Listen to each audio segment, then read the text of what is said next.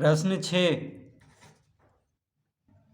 दी गई आकृति में षडभुज MNOPQR का क्षेत्रफल ज्ञात करें। यदि MP बराबर 9 सेंटीमीटर, MD बराबर 7 सेंटीमीटर, MC बराबर 6 सेंटीमीटर, MB बराबर 4 सेंटीमीटर, MA बराबर 2 सेंटीमीटर, AN बराबर 3 सेंटीमीटर, OC बराबर 5 सेंटीमीटर, DQ बराबर 2 सेंटीमीटर तथा BR बराबर 4 सेंटीमीटर।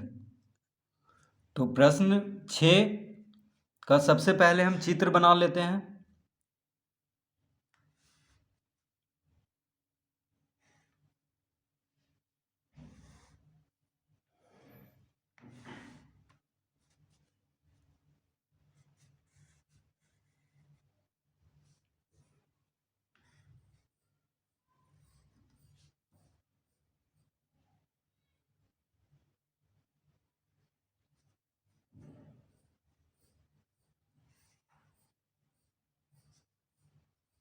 तो इस तरह से चित्र बना हुआ है। तो इसका नाम है MNOPQR,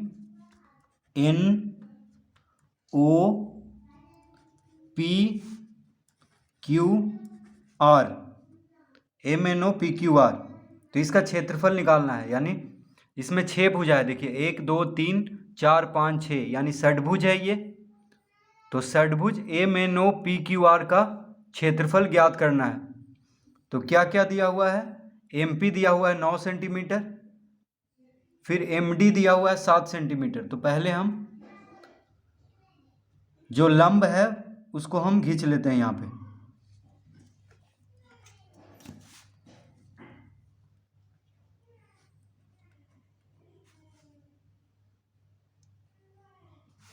तो ये है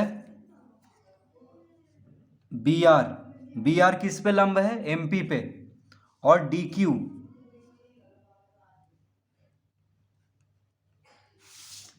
किस पे लंब है? MP पे। ठीक है, उसके बाद है OC भी लंब है MP पे, यहाँ पे C लिखेंगे। उसके बाद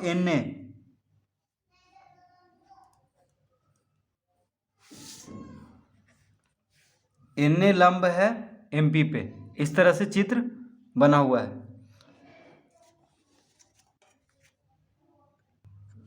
तो क्या क्या दिया है पहले हम उसको लिख लेते हैं। तो लिखेंगे दिया है MP बराबर 9 सेंटीमीटर। MP कितना दिया है? 9 सेंटीमीटर। MD बराबर 7 सेंटीमीटर दिया है। MC बराबर 6 सेंटीमीटर। MC कितना दिया है? 6 सेंटीमीटर। उसके बाद MB दिया है 4 सेंटीमीटर। MA दिया है 2 सेंटीमीटर। AN दिया है 3 सेंटीमीटर। OC दिया है 5 सेंटीमीटर। DQ 2 centimetre. और BR दिया है 4 सेंटीमीटर। तो ये सब दिया है। MP 9 centimetre. देखिए MP जो है 9 सेंटीमीटर दिया है। MD 7 centimetre. MD यानी यहाँ से यहाँ तक कितना है? 7 सेंटीमीटर। MC कितना है? 6 सेंटीमीटर। MC कितना है? 6 सेंटीमीटर। उसके बाद MB, देखिए MB है 4 सेंटीमीटर। MA है 2 सेंटीमीटर। फिर AN, यानी ये जो लंब है, ये सब क्या है? लंब है। तो N, OC, BR और DQ ये सब लंब है MP पे। तो AN है 3 सेंटीमीटर। देखिए AN ये वाला लंब जो है 3 सेंटीमीटर है। OC कितना है? 5 सेंटीमीटर। DQ है 2 सेंटीमीटर। और BR कितना है? 4 सेंटीमीटर। तो ये सब चीज़ हमें दिया हुआ है। अब इसका क्षेत्रफल हम ज्ञात करेंगे। तो सबसे पहले हम यहाँ पे जो समलंब बन रहा है, कौन कौन बन रहा है? देखिए यहाँ पे 2 समलंब बन रहा है।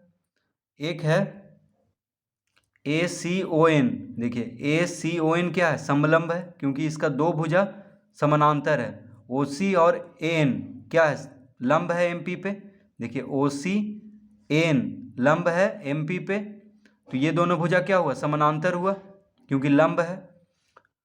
तो दो भुजा जब समानांतर होता है तो उसको क्या कहते हैं, चतुर्भुज में अगर दो भुजा समानांतर है तो उसको हम समलंब कहते हैं। तो ACON हो गया, एक समलंब हो गया, और एक हो गया इसमें भी देखिए DQ और BR क्या है, लंब है।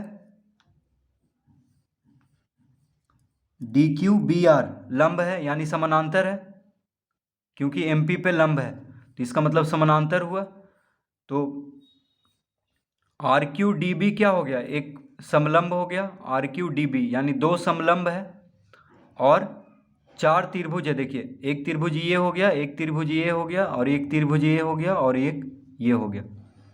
ठीक है, चार त्रिभुज है और दो समलंब है। तो एक एक करके हम सबका क्षेत्रफल ज्ञात करेंगे। तो लिखेंगे सबसे पहले समलंब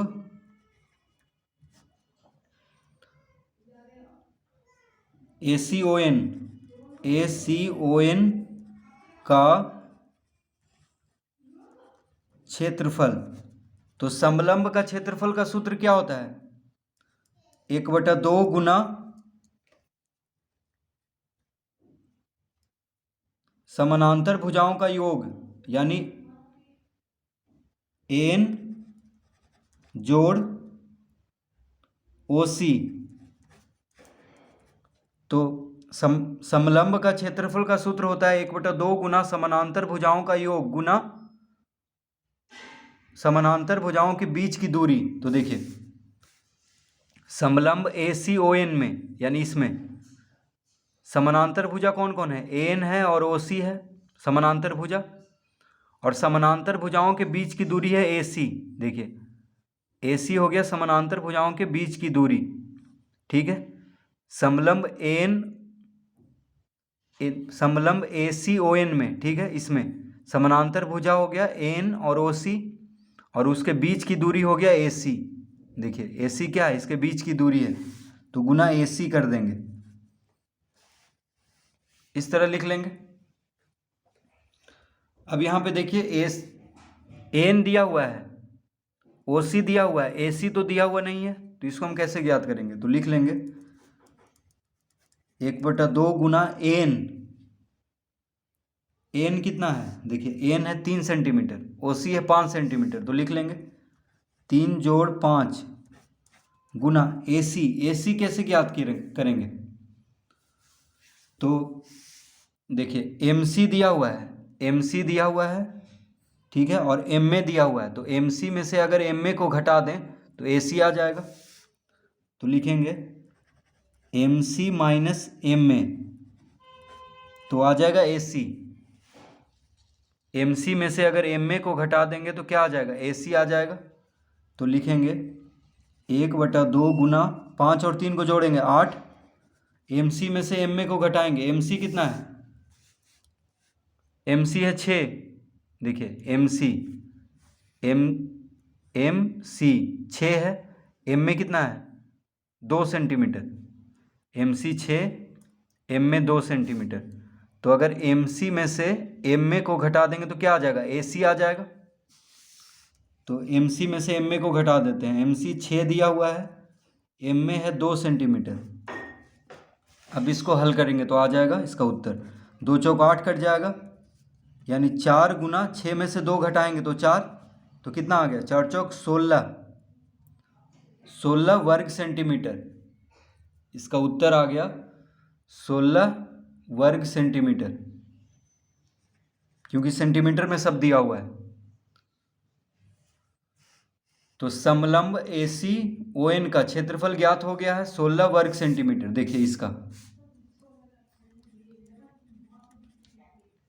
16 वर्ग सेंटीमीटर इसका क्षेत्रफल ज्ञात हो गया है। अब हम समलंब BRQD का क्षेत्रफल ज्ञात करेंगे, BRQD, या इसको हम कह सकते हैं BDQR या RQDB, कुछ भी नाम दे सकते हैं। तो आर क्यू डी बी का हम क्षेत्रफल अभी ज्ञात करेंगे। ये भी देखिए समलंब है क्योंकि इसका दो भुजा क्या है, समानांतर है। तो आर क्यू डी बी का अब हम क्षेत्रफल ज्ञात करेंगे। तो इसके आगे हम लिखेंगे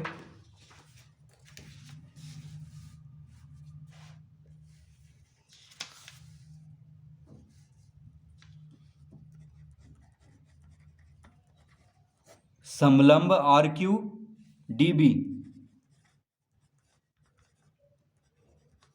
का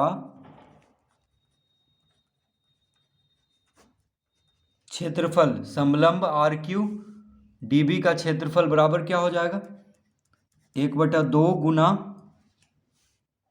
समानांतर भुजाओं का योग। तो समानांतर भुजा है बी आर और कौन है, डी क्यू। समानांतर भुजाओं का योग गुना समानांतर भुजाओं के बीच की दूरी, तो बीच की दूरी है बी डी।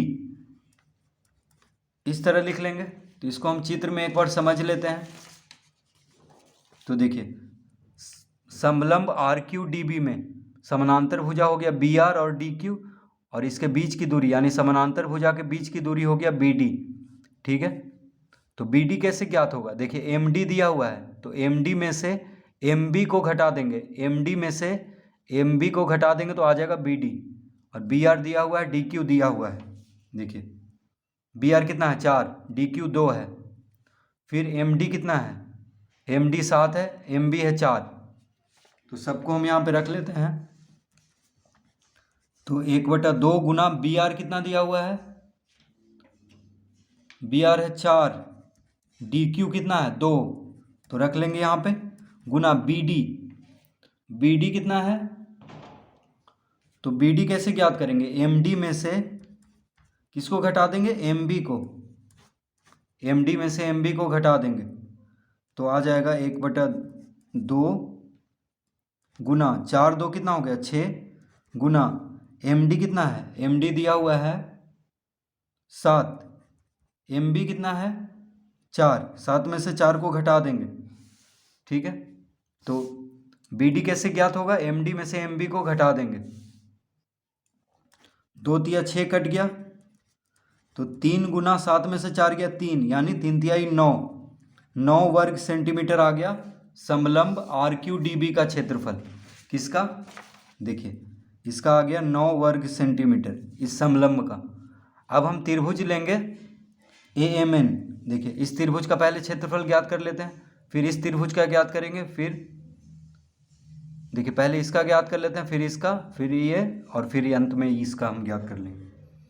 तो लिखेंगे त्रिभुज ए एम एन का क्षेत्रफल। तो त्रिभुज का क्षेत्रफल का सूत्र क्या होता है, 1/2 गुना आधार गुना ऊंचाई। तो देखिए त्रिभुज ए एम एन में या एम ए एन, त्रिभुज एम ए एन भी हम इसको कह सकते हैं। तो त्रिभुज एम ए एन में एम में आधार हो गया, एन क्या हो गया ऊंचाई। तो लिखेंगे त्रिभुज त्रिभुज एम ए एन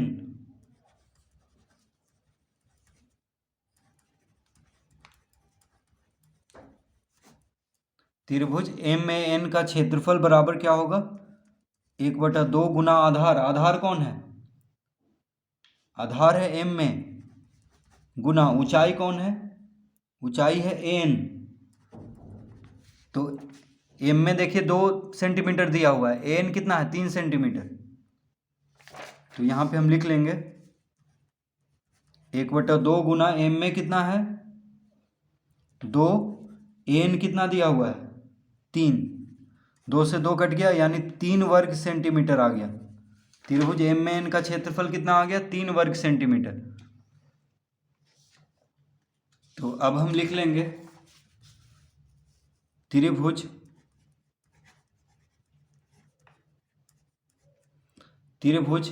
अब हम इसका क्षेत्रफल ज्ञात करेंगे। देखिए त्रिभुज ओ सी पी का या त्रिभुज पी सी ओ भी हम इसको कह सकते हैं। तो त्रिभुज पी सी ओ में देखिए क्या क्या दिया हुआ है हमें, तो त्रिभुज पी सी ओ में सी पी क्या हो गया, या पी सी या सी पी हम कह सकते हैं इसको।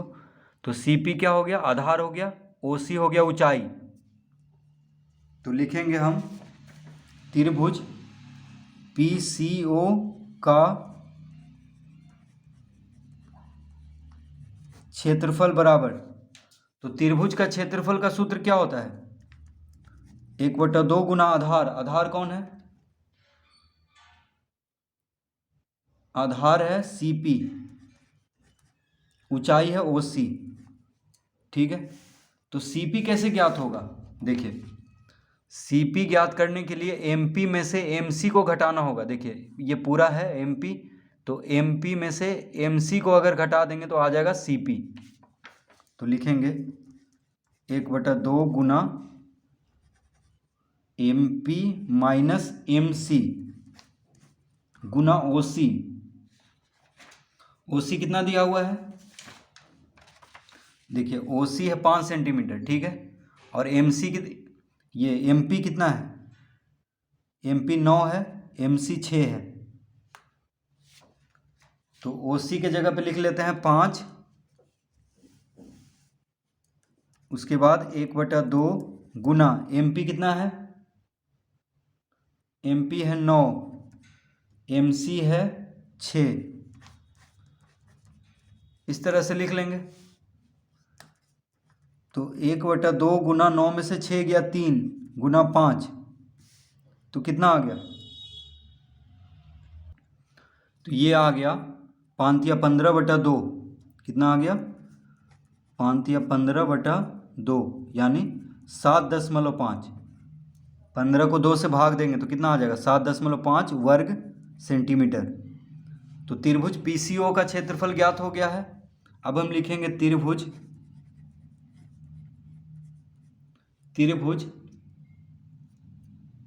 MBR का क्षेत्रफल, MBR का क्षेत्रफल। तो अब हम किसका क्षेत्रफल ज्ञात करेंगे? त्रिभुज MBR का। तो 1/2 गुना आधार, त्रिभुज का क्षेत्रफल का सूत्र क्या होता है? 1/2 गुना आधार गुना ऊंचाई, ऊंचाई है BR। तो 1/2 गुना MB कितना दिया हुआ है? देखिए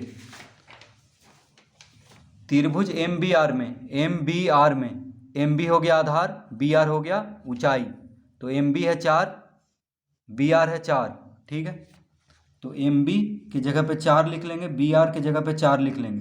2 से 4 कट जाएगा, 2 दूना 4 यानी 4 दूना 8 वर्ग सेंटीमीटर। त्रिभुज MBR का क्षेत्रफल कितना आ गया? 8 वर्ग सेंटीमीटर।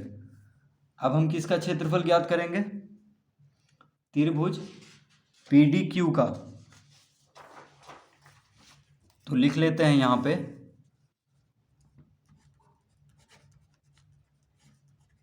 त्रिभुज PDQ का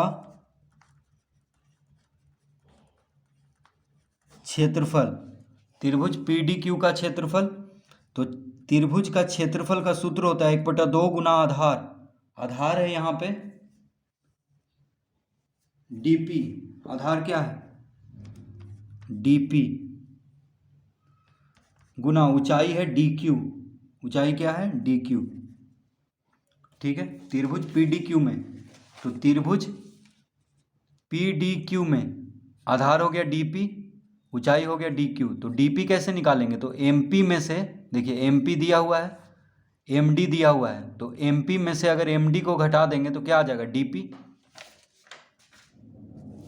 तो लिख लेंगे 1/2 गुना MP minus MD, MP minus MD गुना DQ। DQ कितना है? देखिए DQ दिया हुआ है 2 सेंटीमीटर, तो DQ के जगह पे 2 लिख लेते हैं। तो हो जाएगा 1/2 गुना MP कितना दिया हुआ है? 9, MD कितना है? 7 गुना 2, 2 से 2 कट जाएगा, 9 में से 7 गया तो 2 यानी 2 वर्ग सेंटीमीटर। इसका क्षेत्रफल कितना आ गया? 2 वर्ग सेंटीमीटर, त्रिभुज PDQ का। तो अब हम सबका क्षेत्रफल को जोड़ेंगे। देखिए सबका क्षेत्रफल हम ज्ञात कर चुके हैं, ये दोनों समलंब का और ये चारों त्रिभुज का। तो अब हम लिख लेंगे कि षटभुज MNOPQR का क्षेत्रफल बराबर, तो लिखेंगे अतः षटभुज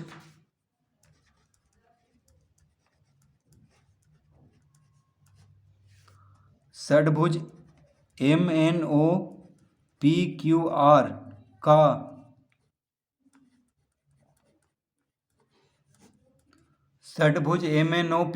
का क्षेत्रफल बराबर, अब देखिए सबको जोड़ देते हैं। तो सबसे पहले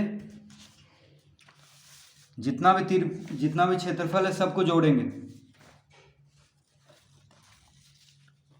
तो समलंब ACON का क्षेत्रफल कितना आया था? 16 वर्ग सेंटीमीटर। तो लिख लेते हैं यहाँ पे 16 वर्ग सेंटीमीटर जोड़। अब उसके बाद समलंब RQDB का क्षेत्रफल आया था 9 वर्ग सेंटीमीटर। तो लिख लेते हैं यहाँ पे 9 वर्ग सेंटीमीटर। फिर त्रिभुज MN का क्षेत्रफल कितना आया था? 3 वर्ग सेंटीमीटर। तो लिख लेते हैं 3 वर्ग सेंटीमीटर। उसके बाद त्रिभुज PCO का क्षेत्रफल आया था, देखिए त्रिभुज PCO का क्षेत्रफल कितना आया था? 7.5 वर्ग सेंटीमीटर। तो लिख लेते हैं यहाँ पे 7.5 वर्ग सेंटीमीटर। उसके बाद त्रिभुज PDQ का क्षेत्रफल आया है 2 वर्ग सेंटीमीटर। तो यहाँ पे हम जोड़ लेंगे 2 वर्ग सेंटीमीटर। अब देखिए सबको जोड़ लेते हैं तो कितना आ जाएगा? 16 9 हो गया 25, 25 3 हो गया 28, 28 2 30। तो एक और त्रिभुज का क्षेत्रफल यहाँ पे छूट रहा है। देखिए त्रिभुज MBR का क्षेत्रफल कितना आया था? 8 वर्ग सेंटीमीटर। तो हम यहाँ पे लिख लेते हैं 8 वर्ग सेंटीमीटर और यहाँ पे जोड़ का चिन्ह। तो यहाँ पे 2 समलंब है, 4 त्रिभुज है। तो देखिए पहला समलंब का क्षेत्रफल आ गया 16 वर्ग सेंटीमीटर, दूसरा समलंब का क्षेत्रफल आ गया 9 वर्ग सेंटीमीटर, फिर चारों त्रिभुज का क्षेत्रफल 3 वर्ग सेंटीमीटर, 7.5 वर्ग सेंटीमीटर, 8 वर्ग सेंटीमीटर और 2 वर्ग सेंटीमीटर। तो सबको जोड़ेंगे 16 9 25, 25 3 28, 28 2 30, 30 8 38, 38 7 कितना हो गया? 45। और यहाँ पे 0.5 यानी 45.5। तो 45.5 वर्ग सेंटीमीटर आ गया इसका उत्तर। तो षटभुज MNOPQR का क्षेत्रफल कितना हो गया? 45.5 वर्ग सेंटीमीटर।